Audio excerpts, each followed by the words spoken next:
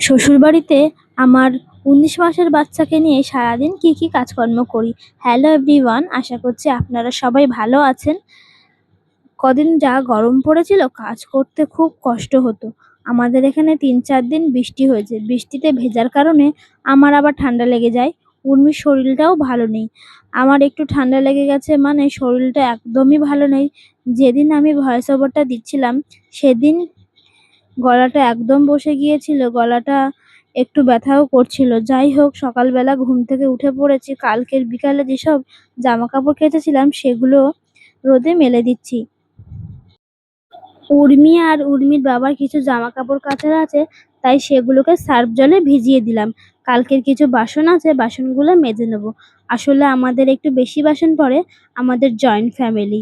দেখুন, কথা বলতে বলতে কিন্তু আমার বাসন মাজা হয়ে গিয়েছে।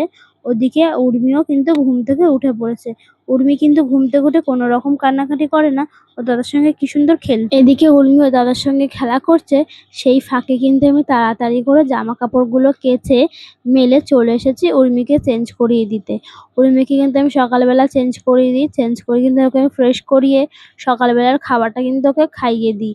উর্মি খাওয়ানোর পরে কিন্তু আমি নিজেও খেয়ে নিই। মা মেয়ে খেয়ে নিয়ে এবারে আমি চলে যাব কিন্তু রান্না করতে।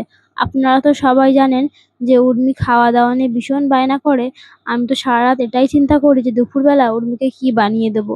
তাই অনেক চিন্তা ভাবনা করার পরে ভাবলাম আজকে একটু উর্মিকে আলু ভাজা বানিয়ে দিই। জানেন তো, উর্মি না আলু ভাজা, মাছ এসব খেতে ভীষণ পছন্দ করে। তাই ভাবলাম আজকে ওকে আমি আলু ভাজা বানিয়ে দেবো। তো আলু ভাজাটা বসিয়ে দিয়ে চলে এসেছি ঘরে।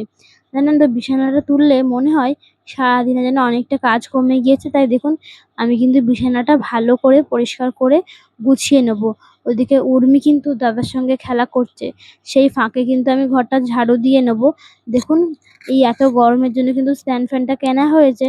কিন্তু আমাদের ঘরটা এতটাই ছোট যে ঘরটাতে আমরা থাকি, স্ট্যান্ড ফ্যানটাকে বাধ্য হয়ে এরকম সামনে রেখে দিতে হয়েছে। এবারে কিন্তু আমি ঘরটা ঝাঁটা দেওয়ার পরে কিন্তু ভালো করে ঘরটা মুছে নেব।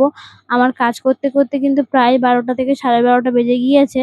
তারপরে কিন্তু আমি উর্মিকে স্নান করিয়ে নিজেও স্নান করে নেব। দেখতেই পাচ্ছেন, উর্মি কিন্তু স্নান করার সময় কোনো রকমেরই কান্নাকাটি করে না। ও বেশ অনেকটা সময় স্নান করে। উর্মিকে স্নান করানোর পরে উর্মি কিন্তু সাধারণত ঘুমিয়ে পড়ে। আজ কিন্তু আমি ভেবেই রেখেছিলাম যে উর্মিকে ঘুম পাড়াবো না। তাই দেখুন, উর্মিকে কিন্তু আমি খাবার দিয়ে বসিয়ে দিয়েছিলাম। আর আমি কিন্তু ওকে টুকটুক করে ভাত খাইয়ে দিচ্ছিলাম। ভাত খাওয়ানোর পর কিন্তু উর্মি ঘুমিয়ে পড়েছিল। সেই ফাঁকে কিন্তু আমি ভাত খেতে চলে গিয়েছিলাম। আসলে উর্মি কিন্তু বেশিক্ষণ ঘুমায় না। সেই ফাঁকে আমি ভাত খেয়ে নেব। বাড়িতে যেহেতু কেউ নেই, আমার খাওয়া দাওয়ার আধা ঘন্টা পরেই কিন্তু উর্মি ঘুম থেকে উঠে পড়েছে। এবারে কিন্তু উর্মি আর ঘুমাবে না, উর্মি কিন্তু এবারে খেলা করবে। আমি কিন্তু বিকেলবেলা কিন্তু চুলটা ভালো করে বেঁধে নেবো, যেহেতু সন্ধ্যা হচ্ছে। তাই দেখুন, চুলটা বাঁধার পরে উর্মি যেসব প্যান্ট পরেছিল ঘুম থেকে ওঠার পরে সেগুলো কিন্তু আমি ভালো করে এখন ধুয়ে নেব। ধুয়ে কিন্তু চলে যাব সন্ধ্যে দেওয়ার জন্য। সেভাবে কিন্তু আর কোনো ভিডিও করা হয়নি। আজকের ভিডিওটা এই পর্যন্তই।